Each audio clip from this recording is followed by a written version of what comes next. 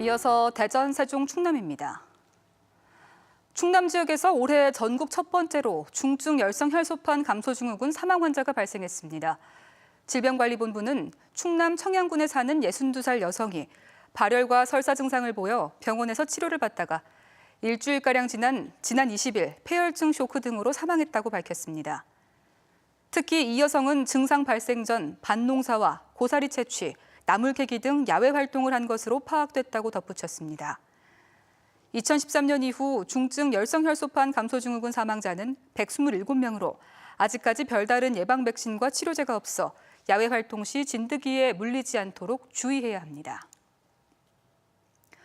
충남도가 고병원성 조류인플루엔자가 발생한 아산 천안에 대해 방역대 해제 검사를 실시한 결과 잔존 바이러스가 검출되지 않아 내일부터 이동 제한 조치를 해제한다고 밝혔습니다.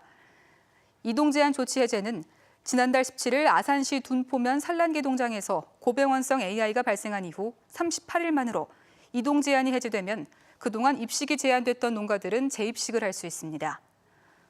올해 충남에서는 당진, 천안, 아산에서 3건의 H5N6형 고병원성 AI가 발생해 35개 농가에서 가금류 216만 4천 마리가 살처분 매몰돼 피해액은 215억 원으로 잠정 집계됐습니다. 깻잎이나 상추 같은 채소류는 신선도가 생명이죠.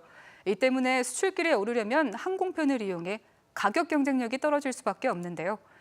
채소의 신선도를 오래 유지하면서도 선박 운송이 가능하게 만든 신기술이 등장했는데 근교 농업의 풍경까지 바꾸고 있습니다. 고병건 기자가 다녀왔습니다. 금산의 한 농협 농산물 유통센터에서 수출용 채소를 포장하는 작업이 한창입니다. 그런데 채소마다 포장법이 다릅니다. 갓 수확한 상추는 초밑에 구멍이 뚫린 포장지에 담습니다. 이른바 숨 쉬는 포장지로 상추가 쉽게 시드는 현상을 막아줍니다.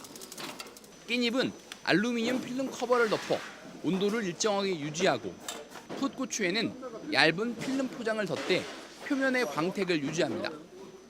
여러 품목을 각각의 특성에 맞게 특수 포장하면 한 곳에 보관해도 오랫동안 신선도를 유지할 수 있습니다. 농촌진흥청이 개발한 엽채류, 과채류 혼합 보관 기술로 온도와 습도를 일정하게 조절하면 2주 넘게 갓 수확한 신선도를 유지할 수 있습니다.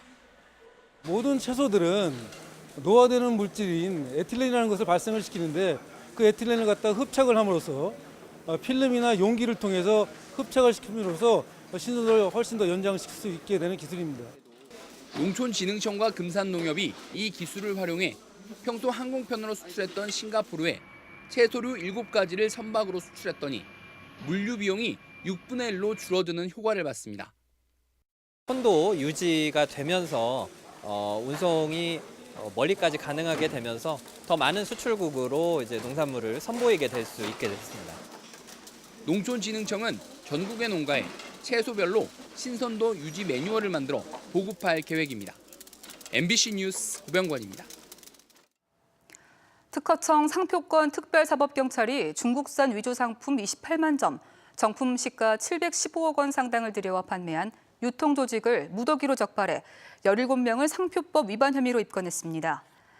대기업 택배 대리점을 운영하는 39살 A씨 등 5명은 2015년 1월부터 지난해 4월까지 네이버 스토어팜 등의 온라인 쇼핑몰을 개설해 이른바 짝퉁 운동화 등 정품으로는 시가 340억 원 상당의 위조품 19만여 점을 판매한 혐의를 받고 있습니다. 또 온라인 쇼핑몰을 통해 위조 상품 4만여 점, 189억 원 상당을 유통 판매한 혐의를 받고 있습니다.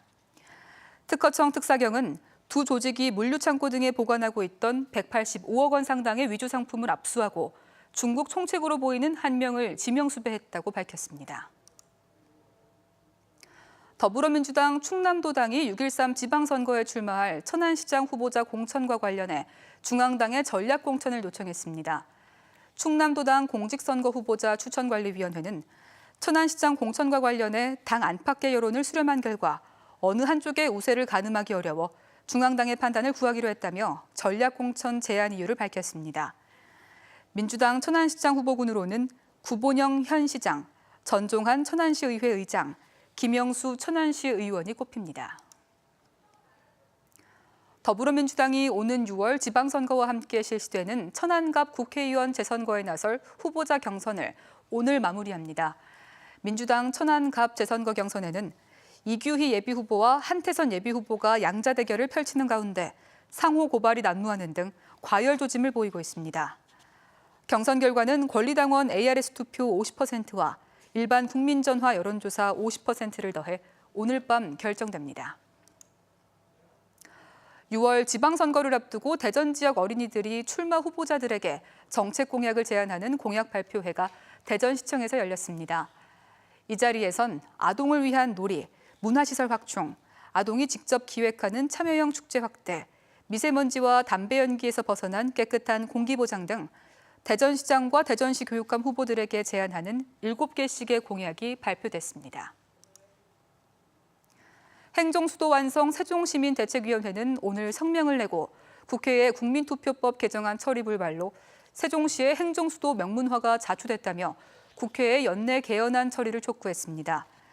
대책위는 지난 대선에서 모든 정당과 후보가 약속한 지방선거와 개헌 국민투표 동시 실시와 세종시 행정수도 명문화가 무산된 것에 분노한다며 여야 합의 개헌안을 조속히 마련할 것을 주장했습니다.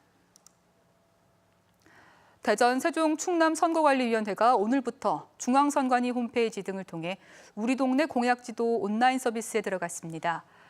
우리 동네 공약지도는 17개 시도와 226개 구시군별 관심사안을 한눈에 비교해 볼 수 있도록 언론과 지방의회 분야로 구분해 지도 형식으로 시각화했으며 유권자가 지역별 관심 분야를 알기 쉽게 볼 수 있습니다.